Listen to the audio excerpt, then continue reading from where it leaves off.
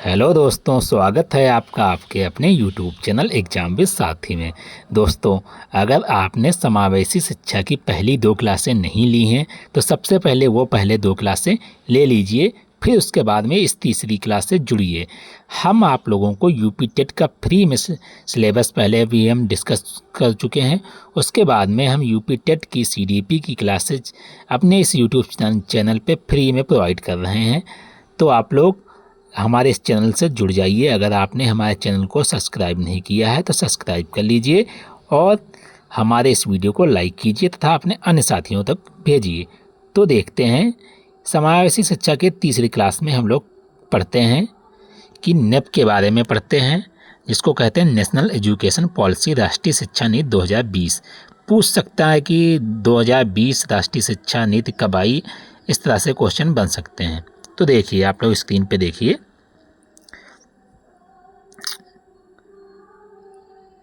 इसको थोड़ा सा छोटा कर लें। नेप, नेशनल एजुकेशन पॉलिसी, राष्ट्रीय शिक्षा नीति जो थी वो 2020 में आई। ये विकलांगों को, जो बच्चे विकलांग होते हैं, जो शारीरिक रूप से विकलांग होते हैं, जैसे कोई चल नहीं पाता है, कोई सुन नहीं पाता है, ऐसे बच्चों को मुख्य धारा के स्कूल में एकीकरण की वकालत समावेशी शिक्षा पर जोर देता है। समावेशी शिक्षा के बारे में हम पहले भी डिस्कस कर चुके हैं और इसी समावेशी शिक्षा में ये बताया गया है कि नेप 2020 जो कहता है विकलांगों को, जिनको कुछ दिखाई नहीं देता या फिर चल नहीं पाते हैं, ऐसे बच्चों को जो मुख्य धारा के जो स्कूल हैं जिसमें सामान्य बच्चे पढ़ते हैं, उनमें उन्हें एकीकरण करने की ये वकालत करता है और समावेशी शिक्षा पे जोर देता है कि इन बच्चों को समावेशी शिक्षा के माध्यम से शिक्षा दी जाए। ऐसा कहता है नेप 2020। अब नेप 2020 को थोड़ा विस्तार से समझ लेते हैं, जिससे आप लोगों के जितने भी कॉन्सेप्ट हैं वो क्लियर हो जाएं। तो देखते हैं, शिक्षा के माध्यम से बालक का सर्वांगीण विकास होता है। शिक्षा के माध्यम से ही बालक का सर्वांगीण विकास मतलब पूरा संपूर्ण उसका विकास जो होता है वो शिक्षा के माध्यम से ही होता है। शिक्षा जब उसको सही अनुकूल शिक्षा उसको दी जाती है तो समाज में सामाजिक रूप से लोगों के साथ में मिलजुल कर रहता है। इसलिए कहा गया है शिक्षा के माध्यम से बालक का सर्वांगीण विकास होता है। फिर देखते हैं, शिक्षा प्राप्ति पर सभी का अधिकार है। मतलब शिक्षा प्राप्ति पर सभी का अधिकार है, चाहे कोई किसी भी वर्ग से हो, किसी भी लिंग, किसी भी धर्म, किसी भी जात, किसी भी भाषा बोली जाने वाली किसी भी वर्ग का बालक हो, उसका जो है शिक्षा पर अधिकार है। ऐसा नेप 2020 कहता है। फिर आगे देखते हैं, शिक्षा हम सभी के लिए अपनी उच्चतम क्षमता तक पहुंचने का मार्ग प्रशस्त करती है। शिक्षा जो होती है कि हमारी जो भी उच्चतम जो भी हमने सोचा है जीवन में कि इस स्थान को जब प्राप्त करना है तो उस स्थान तक हम लोग शिक्षा के माध्यम से ही पहुंचते हैं। अगर आपको लोगों को अगर किसी को क्रिकेटर बनना है तो क्रिकेट की भी एक शिक्षा ही तो होती है कि उसमें किस तरह से आप लोग बैट चलाएंगे, किस तरह से बॉल आएगी, इन सभी चीज़ों के बारे में बताया तो शिक्षा के माध्यम से ही जाता है। तो यानी हर क्षेत्र जो है वो शिक्षा से जुड़ा हुआ है। फिर हम देखते हैं, एक शिक्षित व्यक्ति समाज की स्थिति को अच्छी तरह से समझता है। अगर आप जब शिक्षित होंगे तो समाज की स्थिति को अच्छी तरह से समझेंगे, यही इसमें कहा गया है। एवं आवश्यकता अनुसार उसमें परिवर्तन कर विकसित समाज की स्थिति को अच्छी तरह से समझता है एवं समाज का निर्माण भी करता है। जैसे समाज में जो भी चीज़ की आवश्यकता होती है कि समाज को सही ढंग से किस तरह से किया जा सकता है, तो एक शिक्षित और एक जो जिम्मेदार व्यक्ति होता है समाज को सही दिशा की ओर निर्देश देता है कि ऐसे नहीं, इस चीज़ को ऐसे किया जा सकता है। जो भी शिक्षित व्यक्ति होता है, या फिर 2 लोग अगर आपस में लड़ रहे हैं तो शिक्षित व्यक्ति जो होगा उसको बड़ी कुशलता के साथ में उन दोनों लोगों का झगड़ा सुलझा सकता है। इसीलिए इसमें यह कहा गया है कि मतलब जो एक शिक्षित व्यक्ति होता है समाज की स्थिति को अच्छी तरह से भी समझता है और आवश्यकता अनुसार उसमें परिवर्तन कर सकता है। अब देखते हैं, राष्ट्रीय शिक्षा नीति 2020 यह सुनिश्चित करती है कि हमारी शिक्षा प्रणाली ढांचागत समर्थन के माध्यम से समावेशी शैक्षिक संस्कृति को विकसित किया जा सकता है। कि मतलब जो समावेशी संस्कृति है उसको अच्छी तरह से विकसित किया जा सकता है, राष्ट्रीय शिक्षा नीति 2020 यह कहती है। फिर हम लोग देखते हैं राष्ट्रीय माध्यमिक शिक्षा अभियान RMSA 2001, इसके बारे में भी हम लोग देखते हैं। ओके,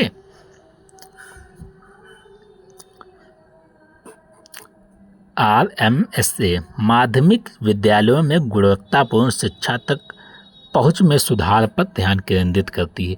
जो RMSA जो होती है, इसने सिर्फ प्राथमिक जो विद्यालय हैं उन पे ही नहीं जोर दिया गया, माध्यमिक जो विद्यालय थे उनकी भी शिक्षा तथा उनके बच्चों की अच्छी तरह से गुणवत्तापूर्ण ढंग से उनको पढ़ाया जाए, इस पे जोर देती है।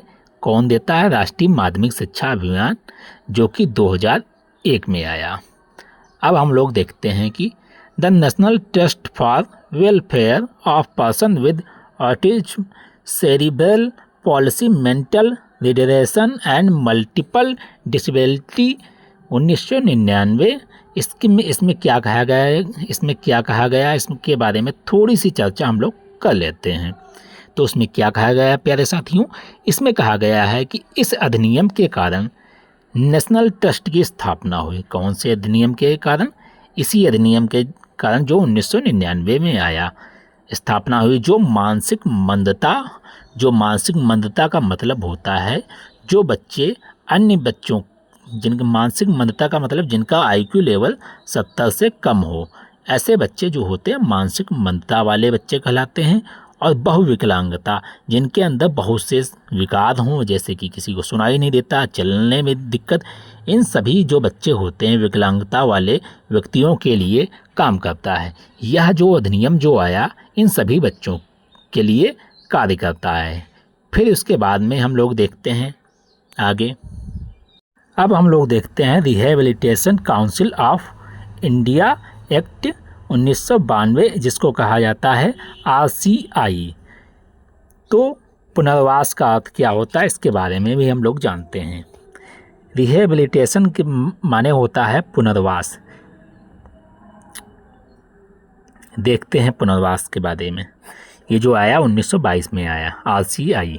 पूछा जाता है RCI कब आया और RCI के अंतर्गत कौन कौन सी बातें की गई हैं। यहाँ से थोड़े से इस तरह से क्वेश्चन घुमा के पूछ सकता है, इसलिए हमने इसको अपने समावेशी शिक्षा के टॉपिक में डाला है। पुनर्वास का अर्थ होता है सामाजिक रूप से भटके हुए व्यक्तियों को पुनः समाज की मुख्य धारा से जोड़ना, पुनर्वास कहलाता है। जो सामाजिक रूप से जो भटके जो व्यक्ति होते हैं उनको समाज की जो मुख्य धारा हो जब होती है उसमें उन लोगों को जोड़ना। जैसे कोई मानसिक रूप से मंद जो बालक है और उसको सामान्य बालकों के साथ में जोड़ना, ये इसका जो है RCI का कार्य था। अब हम देखते हैं इसके बारे में थोड़ा सा विस्तार से भी जानकारी ले लेते हैं, जिससे आप लोगों के जो कॉन्सेप्ट हैं अच्छे से क्लियर हो जाएं। तो सन 1986 में RCI का गठन हुआ और एक रजिस्टर्ड सोसाइटी के रूप में हुआ, जो कि एक संवैधानिक निकाय के रूप में अस्तित्व में आया। अब हम देखते हैं RCI के जो कार्य हैं कुछ वो देख लेते हैं। निःशक्त व्यक्तियों को समाज की मुख्य धारा से जोड़ना। निःशक्त मतलब जो पिछड़े जो बालक हैं, अन्य बालकों से जो पिछड़े बालक हैं, उनको समाज की मुख्य धारा से जोड़ने का कार्य कौन करता है? RCI करता है। नशाखोरी को समाप्त करना, नशाखोर को पुनर्वास देना। जो नशाखोरी जो करते हैं या जो ये नशाखोरी का जो धंधा जिन लोगों ने चालू कर रखा है उसको बंद करवाना, तथा जो नशाखोर हैं उनके जीवन में सुधार लाना, उनको नशा मुक्ति से उनके जो जैसे कोई अगर शराब पी रहा है तो उसको शराब से दूर रखने के लिए अपने प्रयास करने चाहिए। उनको नशा से मुक्त करके समाज की जो मुख्य धारा है उनसे जोड़ना। पुनर्वास क्षेत्र में विभिन्न पाठ्यक्रमों का संचालन करना, संस्थाओं एवं विश्वविद्यालयों की स्थापना करना। जो जब इन लोगों के लिए स्पेशल जो विद्यालय हैं उनकी भी स्थापना की जाती है, जैसे जिन लोगों की समस्या जो गंभीर होती है उनके लिए भी अलग अलग तरह के विद्यालय स्थापना की जाती है। पुनर्वास जो विद्यालय जो हैं जिसमें जो मानसिक रूप से जो मंद होते हैं, विकलांग होते हैं, इन सभी बच्चों को इसमें जोड़ा जाता है। डिप्लोमा एवं डिग्रियों के स्तर के पाठ्यक्रमों का संचालन। कुछ पाठ्यक्रमों का ऐसा संचालन करना चाहिए जो ऐसे बच्चे जो हैं जो मतलब समाज से जो पिछड़े रह गए थे उनको उनकी शिक्षा में अच्छी तरह से गुणवत्तापूर्ण उनकी शिक्षा को सही दिशा में मार्ग देने के लिए कुछ विद्यालय ऐसे खुलने भी चाहिए। इसका यही कार्य है आरसीआई का, और यही इसकी मतलब इसको आरसीआई जो है इसका समर्थन भी करती है कि विद्यालय खुलने चाहिए, इस तरह के विद्यालय खुलने चाहिए, जिससे जो पुनर्वास, जो बच्चे जो भटक गए थे अपने मार्ग से, उनको पुनः उनको सही मार्ग पे लाया जा सके। अब हम देखते हैं आगे जो दूसरा जो 2017 में एक्ट आया। अब हम लोग देखते हैं the mental health care act 2017, जिसको बोला जाता है MR case 2017।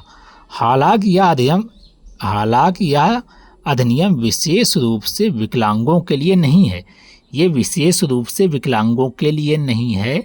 The mental health care act 2017 जो है, जिसको MR का केस कहा जाता है, यह अधिनियम जो है विकलांगों के लिए नहीं है, विशेष रूप से उनके लिए नहीं है। अब आगे देखते हैं क्या कहता है। यह अधिनियम मानसिक बीमारी वाले व्यक्तियों के अधिकारों और मानसिक स्वास्थ्य देखभाल तथा उनकी पहुंच सुनिश्चित करने के अमानवीय उपचार से सुरक्षा और उपचार के संबंध में निर्णयों और उनकी स्वायत्तता की मान्यता पर जोर देता है। यह जो एक्ट आया या जैसे मानसिक स्वास्थ्य है उनकी, जैसे कोई बच्चा है और उसको ये गंभीर समस्या है, तो उसकी जो अमानवीय उपचार से सुरक्षा, अमानवीय उपचार मतलब अमानवीय उपचार के बारे में मैंने यहाँ पे लिखा है कि अमानवीय का अर्थ होता है ऐसा व्यवहार या इलाज जो किसी व्यक्ति को गरिमा और सम्मान या फिर बुनियादी ठोस पहुँचाता है। ऐसा इन लोगों को इलाज दिया जाए जो उनके व्यवहार को ठोस ना पहुँचाए। इसलिए यह जो mental health care act 2017 MR का केस आया। और अमानवीय का अर्थ होता है, अमानवीय उपचार मतलब होता है इंसान को इंसान नहीं वस्तु की तरह ट्रीट किया जाता है। तो ये जो मेंटल हेल्थ केयर 2017 एक्ट आया, ये जो है मनुष्य के साथ है मनुष्यता के व्यवहार करने के उद्देश्य से यह एक्ट आया। आप लोग ऐसे ऐसे मोटा मोटा समझ सकते हैं। फिर देखते हैं दूसरा जो एक्ट आया है, जिसको बोलते हैं RPWD। इसके बारे में भी हम लोग देखते हैं। The right of person with disability act 2017। इस अधिनियम ने 1995 में PW अधिनियम को प्रतिस्थापित कर दिया। जो पहले मैंने आप लोगों को पहली क्लास में हम लोगों ने पढ़ाया है PW एक्ट के बारे में। अगर आप लोगों ने PW एक्ट के बारे में नहीं पढ़ा है तो सबसे पहले आप लोग PW एक्ट के बारे में पिछली क्लास में पढ़िए, क्योंकि अगर आप लोग पहली क्लास से नहीं जुड़ेंगे, बीच से अगर क्लास से जुड़ेंगे तो आप लोगों को चीज़ें अच्छी तरह से समझ में नहीं आएंगी। इसलिए मैं कह रहा हूँ आप लोग पिछली क्लास से भी जुड़िए। ओके, फिर हम देखते हैं प्रतिस्थापित कर दिया विकलांग व्यक्तियों को। यहाँ पे क्या कहा गया, इस अधिनियम ने 1995 के PW अधिनियम को प्रतिस्थापित कर दिया, उसको मतलब छोड़ दिया। यहाँ पर और भी चीज़ें ऐड करके आ गई। इसमें क्या कहा गया है कि विकलांग व्यक्तियों के अधिकारों पर संयुक्त राष्ट्र कन्वेंशन के अनुरूप महत्वपूर्ण बदलाव लाए। इसमें जो थे पुराने जो बदलाव थे उनमें कुछ थोड़ा सा चेंज किया और कुछ नए बदलावों को इसमें जोड़ा। इसने विकलांगता की परिभाषा को व्यापक बनाया। विकलांगता की जो परिभाषा थी उसको इन्होंने व्यापक बनाया। मान्यता प्राप्त विकलांगों की सेवा में वृद्धि और विकलांग व्यक्तियों के लिए पहुंच, शिक्षा, रोजगार, स्वास्थ्य, सामाजिक सुरक्षा से संबंधित प्रावधानों को मजबूत किया। और इसमें 21 विकलांगताओं पे बात की गई। ऐसे क्वेश्चन बन सकता है कि RPWD एक्ट में कितने विकलांगताओं के बारे में बात की गई, तो 21 विकलांगताओं के बारे में बात की गई। और पूछ सकता है PWD में कितने विकलांगताओं के बारे में बात की गई थी, तो उसमें 7 विकलांगताओं के बारे में बात की गई थी। अब हम देखते हैं आइडिया से भी क्वेश्चन बनते हैं, यहाँ से भी देख लेते हैं। तो आइडिया से भी जो क्वेश्चन बनते हैं उनको थोड़ा ध्यान से देखिए, यहाँ से प्रश्न बन सकता है। तो देखते हैं विकलांग व्यक्तियों की शिक्षा। एक मिनट, विकलांग व्यक्तियों की शिक्षा अधिनियम आइडिया इसको बोल सकते हैं individual and disabilities education act इसमें क्या कहा गया, इस पर थोड़ा प्रकाश डालते हैं। ये 1974 में आया, आइडिया जो था 1974 में आया, जिसको बोलते हैं individual and disabilities education act. ठीक, विकलांग बच्चों के लिए एकीकृत शिक्षा का समावेशन, ये जो था एकीकृत शिक्षा का समावेशन लेके आया, जो था IEDC 1974। यहाँ से सिर्फ ऐसे ही बन सकता है कि पूछ सकता है कि आइडिया कब आया, मतलब ये जो एक्ट था कब आया। तो यहाँ पे थोड़ा सा मिस्टेक हो गई है कि यहाँ पे जो था, मैं यहाँ पे कब आया इसके बारे में लिखना भूल गया। मैं आप लोगों को कमेंट बॉक्स में लिख के बता दूंगा कब आया। विकलांग बच्चों के लिए एकीकृत शिक्षा का समावेशन IEDC, inclusion of integrated education for disabled children, ये जो था ये 1974 में आया। सरकार ने विकलांग बच्चों के लिए एकीकृत शिक्षा IEDC की केंद्र में प्रायोजित योजना शुरू की। राज्य और केंद्र दोनों में यहाँ पे प्रायोजित योजना शुरू की गई थी। यहाँ पे राज्य कर लेना आप लोग। इस योजना का उद्देश्य था नियमित स्कूलों में विकलांग शिक्षार्थियों को शैक्षिक अवसर प्रदान करना। मतलब मेन यहाँ पे फोकस किया गया है कि मतलब जो विकलांग बच्चे हैं वो भी शिक्षा से पिछड़े ना रहें, इसलिए इस उद्देश्य से इस योजना को सरकार लाई। और इसमें क्या कहा गया कि इस योजना का जो उद्देश्य था, जो मेन उद्देश्य था, स्कूल में विकलांग शिक्षार्थियों को शैक्षिक अवसर प्रदान करना।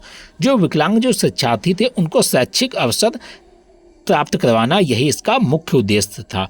और उनकी उपलब्धि और ठहराव को सुविधाजनक बनाना। यहाँ पे थोड़ी सी मिस्टेक हो गई टाइपिंग में, यहाँ पे और उनकी यहाँ पे कर लेना और यहाँ पे सुविधाजनक कर लेना।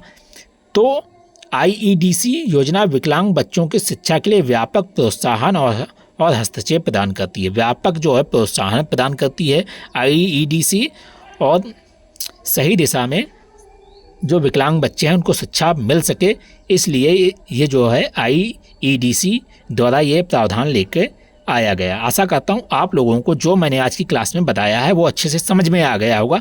इसके बाद में 2 और समावेशी शिक्षा की क्लासेज आएंगी और फिर उसके बाद में हम अन्य टॉपिक पे बात करेंगे, और हम कोशिश करेंगे जल्दी ही आप लोगों के प्रैक्टिस सेट भी लेके आएँ CDP के। अगर यह वीडियो आप लोगों को पसंद आया तो लाइक कीजिए, और चैनल को अगर सब्सक्राइब नहीं किए तो सब्सक्राइब भी कर लीजिए। मिलते हैं आप लोगों से अगली वीडियो में, तब तक के लिए जय हिंद, जय भारत।